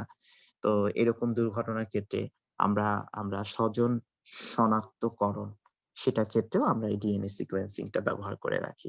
তারপরে হচ্ছে শ্রেণীবিন্যাস। তোমরা শ্রেণীবিন্যাসে জানো কতগুলো সুনির্দিষ্ট ধাপ আছে। পর্ব, শ্রেণী, বর্গ, গোত্র, গণ, প্রজাতি। তাই না? এখন কোনো দেখা যায় যে আ কোনো উদ্ভিদ হতে পারে, প্রাণী হতে পারে বা ব্যাকটেরিয়া হতে পারে, যাদের প্রজাতি নিয়ে একটা কনফিউশন থাকে। যে এই ২ জন কি একই প্রজাতি নাকি আলাদা প্রজাতি? এই কনফিউশনটা দূর করার ক্ষেত্রেও আমরা আজকাল ডিএনএ সিকোয়েন্সিং করে থাকি। প্রজাতি দুটোর মধ্যে যদি ডিএনএ সিকোয়েন্সিং করে সেইম রেজাল্ট পাওয়া যায়, তাহলে তো আমরা ধরে নিব যে হ্যাঁ, তারা একই প্রজাতির। কিন্তু এরকম যদি আলাদা ব্যান্ড পাই, ২ টা প্রজাতির স্যাম্পল নিয়ে তুমি এইখানে একসাথে ডিএনএ ইলেক্ট্রোফোরেসিস করবা। তুমি যদি একই রকম ব্যান্ড পাও, তাহলে তো বুঝেই নিবা যে তারা একই প্রজাতির। কিন্তু যদি আলাদা, আলাদা ব্যান্ড পাও, তখন বুঝতে হবে যে না, তারা একই প্রজাতির না। এইভাবে আমরা এই শ্রেণীবিন্যাসের স্তর নির্ধারণেও জিনোম সিকোয়েন্সিং টাকে ব্যবহার করতে পারি। ঠিক আছে? তারপরে হচ্ছে শ্রেণীবিন্যাস পদ্ধতির বৈশিষ্ট্যের মিল নির্ধারণে। আর্কিব্যাকটেরিয়া আর্কিব্যাকটেরিয়াটা হচ্ছে কি? তোমার আমাদের একদম প্রিমিভাল টাইম, মানে যেই সময়টা উত্তপ্ত ছিল পৃথিবী। মানুষের অস্তিত্ব যখন ছিল না, নাকি জীবের অস্তিত্ব যখন ছিল না, সেই সময়টাতে যে ব্যাকটেরিয়া গুলো ছিল, ওই ব্যাকটেরিয়া গুলোর নাম হচ্ছে আর্কিব্যাকটেরিয়া। তো এই আর্কিব্যাকটেরিয়ার আরআরএনএ এর বেস সিকোয়েন্স ব্যাকটেরিয়ার সাথে মিল সম্পন্ন। নরমাল যে ব্যাকটেরিয়া তার সাথে মিল সম্পন্ন। তাই আর্কিব্যাকটেরিয়া ও তোমার হচ্ছে ব্যাকটেরিয়া ঘনিষ্ঠতম। এইরকম তুমি জাত, অরিজিন, পূর্বপুরুষ সেইটা নির্ধারণের ক্ষেত্রেও সে এই এই আ জিনোম সিকোয়েন্স কে ব্যবহার করতে পারো।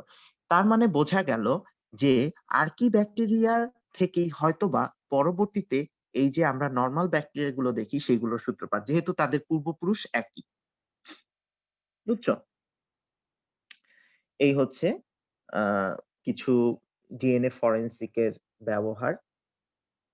তারপরে প্রয়োগের ক্ষেত্রে আমরা যেটা বলতে পারি সেটা হচ্ছে কি, জিনোম সিকোয়েন্স আধুনিক জীব প্রযুক্তির এক উল্লেখযোগ্য অগ্রগতি। বিভিন্ন ক্ষেত্রে প্রয়োগ পরিলক্ষিত হয়। যেমন যেকোনো প্রকৃতির জীব থেকে বিশেষ করে জিনকে শনাক্ত করা, পরবর্তীতে পৃথক করা। যেমন মানুষের ইনসুলিন উৎপাদনকারী জিন, এটি ১১ নং ক্রোমোজোমের খাটো বাহু ডিএনএ শীর্ষে অবস্থিত। সেটা শনাক্তকরণে আমরা সক্ষম হয়েছি কেন? ডিএনএ সিকোয়েন্সিং এর কারণে। তারপর উদ্ভিদের রোগ প্রতিরোধ, তারপরে কীটপতঙ্গ প্রতিরোধী বা প্রতিকূল পরিবেশে বেঁচে থাকার জন্য উপযোগী জিন অনুসন্ধান করা। যেমন বিটি টক্সিন জিন, ক্রাই 1 এসি, মানে এটা তোমাদের বলছিলাম না, ব্যাসিলাস থুরিনজিয়েন্সিস এর মধ্যে ক্রাই 1 এসি জিন থাকে। ঠিক আছে? এটা শনাক্তকরণ কেন করতে পারছে বিজ্ঞানীরা? কারণ তাদের ডিএনএ সিকোয়েন্সিংটা জানা ছিল সেটার জন্য। তারপরে হচ্ছে PDH45, এটা হচ্ছে লবণাক্ততা সহিষ্ণু জিন। এই জিনটা লবণাক্ত সহিষ্ণু হয়। মানে এই জিনটা যদি তুমি কোনো প্ল্যান্টের মধ্যে ইনসার্ট করতে পারো, তাহলে ওই প্ল্যান্টটা লবণাক্ত পরিবেশে টিকে থাকতে পারবে। PDH45, ঠিক আছে? তাহলে এই জিনটা কিভাবে বিজ্ঞানীরা সন্ধান পেয়েছেন? তারা কিন্তু ডিএনএ সিকোয়েন্স করার পরেই সন্ধান পেয়েছেন যে হ্যাঁ, এই জিনটা এই কাজে সহায়তা করে। তারপর উদ্ভিদের মান উন্নয়নের জন্য উন্নত বৈশিষ্ট্য সম্পন্ন জিন অনুসন্ধান এবং জীব প্রযুক্তির মাধ্যমে তাকে সফলভাবে ব্যবহার করা। যেমন গোল্ডেন রাইসের বিটা ক্যারোটিন জিন। তারপরে জিনোম সিকোয়েন্সের তথ্য উদ্ভিদ ও অণুজীবের মৌলিক গবেষণা কার্যক্রমে প্রয়োগ।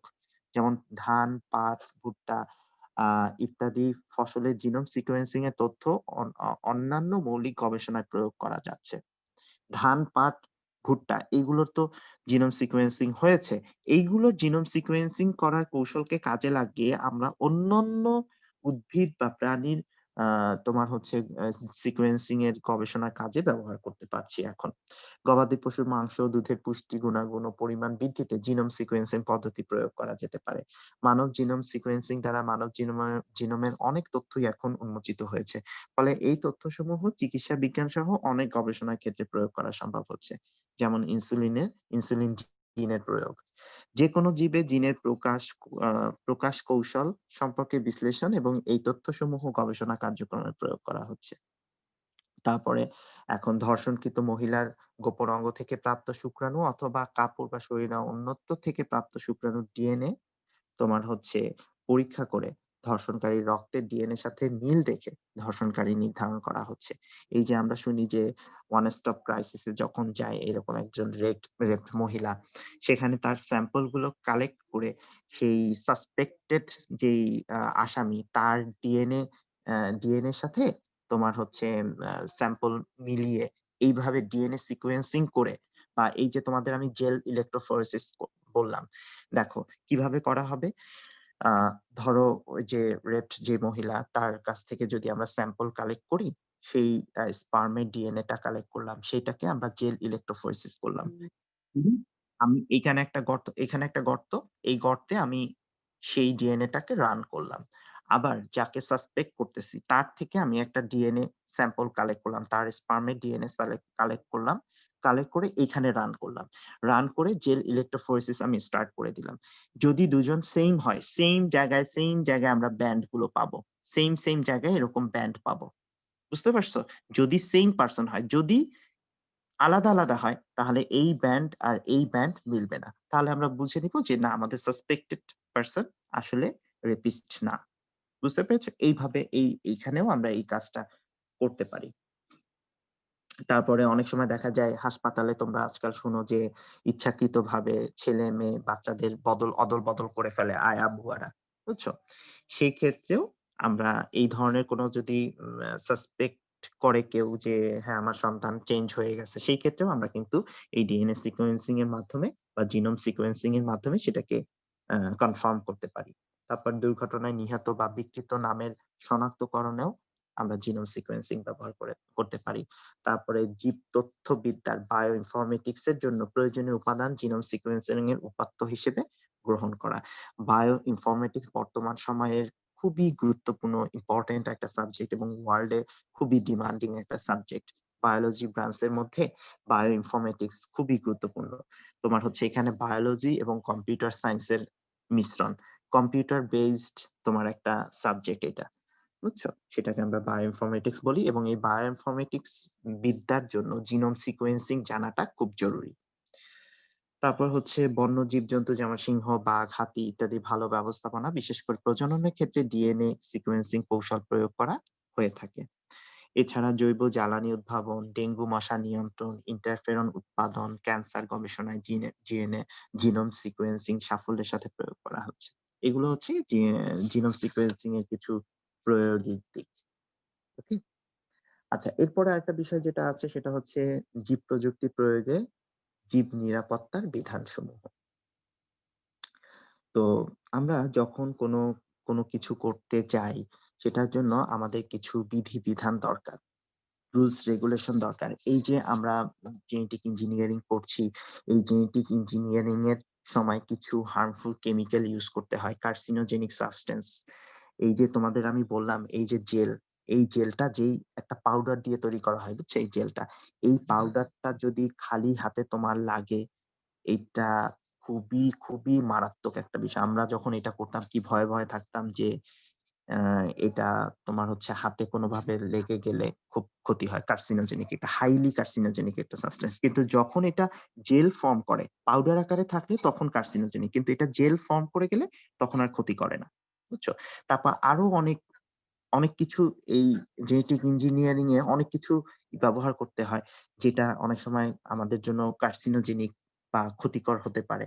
সেই সব এই উপাদানগুলোকে আমরা কিভাবে ব্যবস্থাপনা করব সেটার জন্য একটা রুলস রেগুলেশন থাকা দরকার। সেটা কি বলা হয় জীব প্রযুক্তি প্রয়োগে জীব নিরাপত্তার বিধানসমূহ।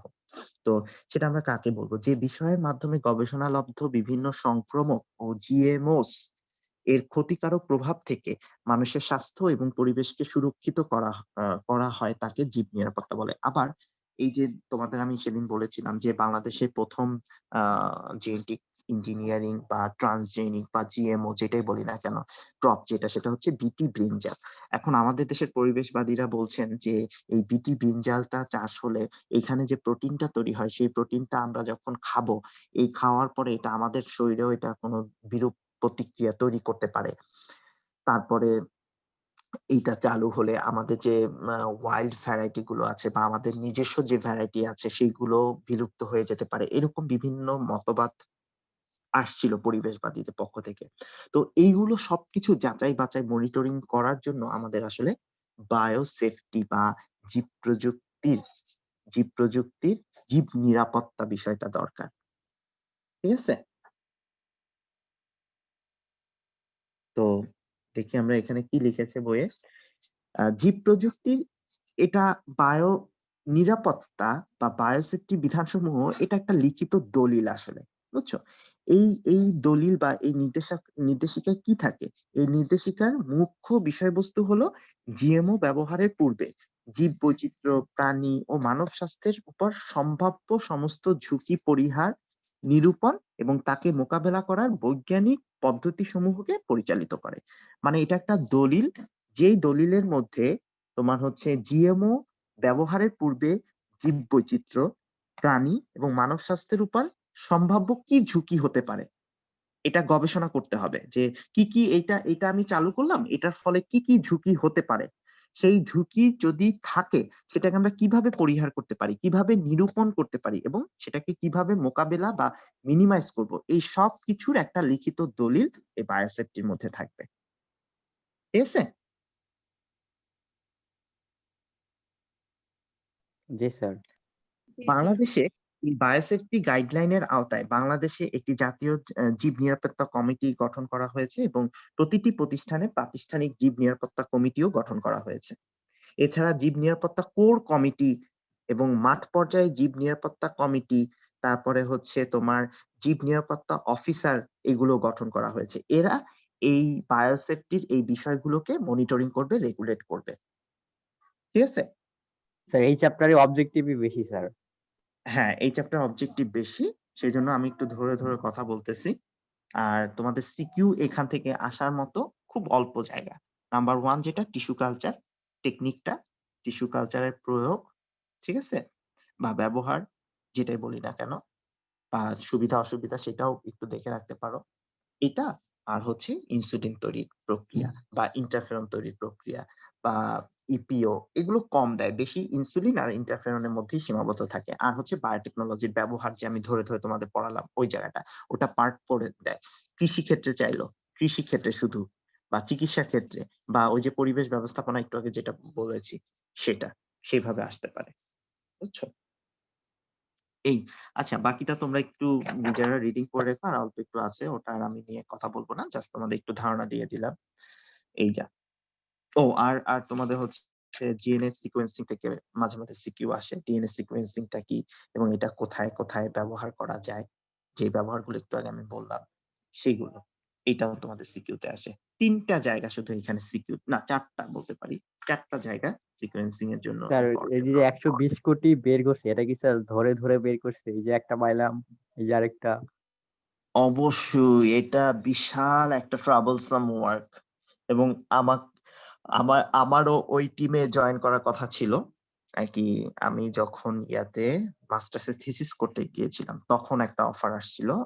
আমার তো এই বায়োটেকনোলজির কাজ। তখন আমার সুপারভাইজারের কাছে এই মাকসুদুল আলম স্যারের যে টিম সেই টিম থেকে রিকুইজিশন দেয়া হয়েছে যে আমাদের একটা স্টুডেন্ট দরকার যে এরকম করবে।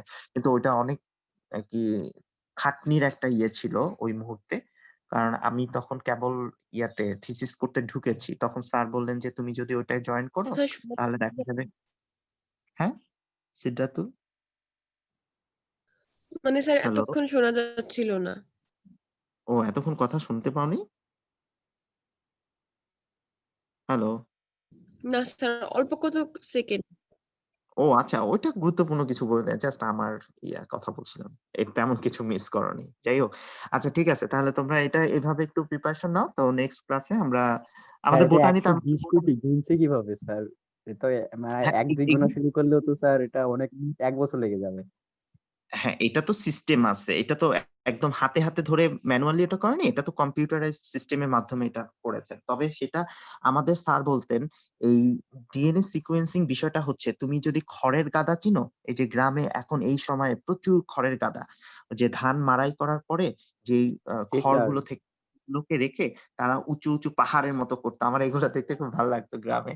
তো এইগুলো হচ্ছে খড়ের গাদা। সেই খড়ের গাদার মধ্যে যদি তুমি একটা ছোট্ট সুই ফেলে দাও সেই সুইটা খোঁজাটা যত না কঠিন তার চেয়েও কঠিন হচ্ছে এই ডিএনএ সিকোয়েন্সিং করাটা। বুঝছো? এটা আরকি এখন তোমরা ফিল করতে পারবা না। এটা নিজেরা হাতে কলমে করতে গেলে তখন বুঝতে পারবা ডিএনএ সিকোয়েন্সিং কি জিনিস। ঠিক আছে?